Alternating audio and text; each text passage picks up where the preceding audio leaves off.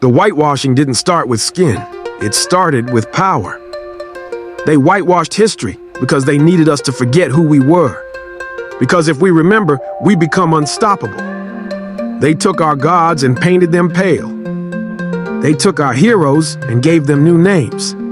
They told us our features were ugly while copying them in silence. They demonized our skin, our hair, our rhythm, our soul, because it was too powerful, too magnetic, too divine.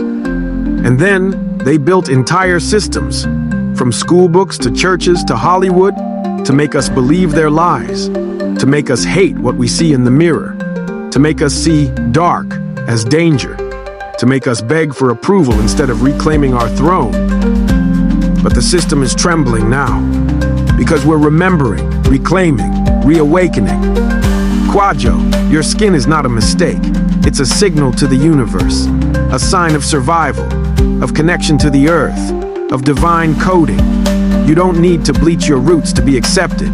You need to dig deeper into them. Because before they built pyramids in textbooks, our ancestors built them in stone.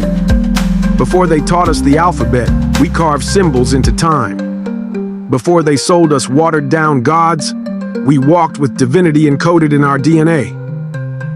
And every time they erase, we reappear. Louder, sharper, wiser. They tried to divide us by tribe, but our spirit has no borders. They tried to rename us, but our ancestors whisper real names in our sleep. They tried to reframe us as cursed, but we are the blessing, the breath, the blueprint. They made us ashamed of our hair while using it for fashion, ashamed of our lips while mimicking them in surgery, ashamed of our darkness while worshiping the sun, because what they call ugly in you is what they secretly know is eternal. The battle isn't just physical, it's spiritual, psychological, generational, and it's raging through music, movies, politics, apps, school desks, and sermons. But the resistance isn't loud. It's ancestral, quiet like prayer, deep like drums. They didn't just whitewash Jesus, they whitewashed Buddha, Krishna, Ausar, Moses.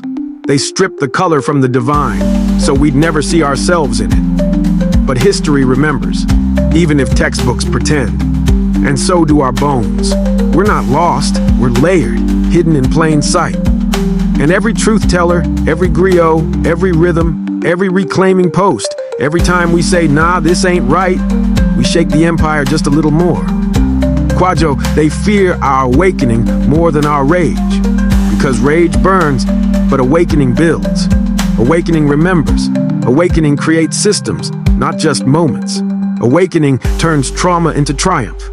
So walk like your melanin is a sacred manuscript. Speak like your tongue is translating gods. Build like your great-grandchildren are watching. And never apologize for truth. Because we were the first, and we will be the last. And that's what they can't erase. You were never just a product of pain. You are the architect of power. You didn't survive slavery. You survived global erasure and still woke up radiant.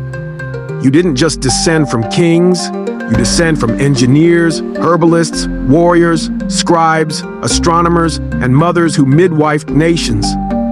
There is no poverty in your blood, only memory. Memory of when we had no chains, no flags, just breath, drum, soil, and sky. That's why they hate your calm. Because it's not ignorance, it's memory returning.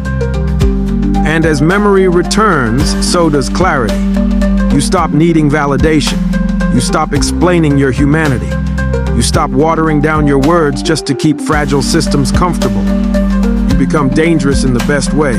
Educated, focused, peaceful, and backed by legacy. They told us to forget. We forgive that. But we don't forget. Now we build.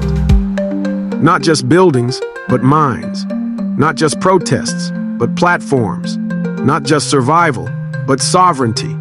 Because when we reclaim the truth, they lose their hold. And that's why the system shakes. It shakes when we teach our children who they are before school can confuse them. It shakes when we buy land and not just Jordans. It shakes when we stop clapping for crumbs and start demanding feasts made in our name.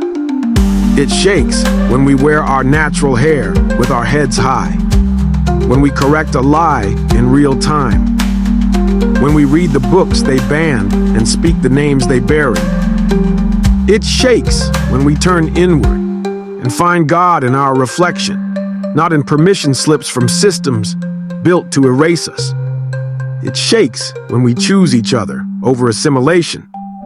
It shakes when we say, we will not forget, we will not fold, we will not die quietly. Because this time, we are not fighting for a seat at their table. We are building our own, with wood from our ancestors' forests and fire from the sun that never stopped loving our skin. You were never meant to beg, you were meant to lead. And now, you remember that. So rise, Kwajo, not as a product of oppression, but as prophecy fulfilled. Let them watch. Let them wonder how we still shine after everything. Let them witness the return. Because we are not victims of history. We are the voice of its correction. And this time, we write the ending. In full, in bold, in black.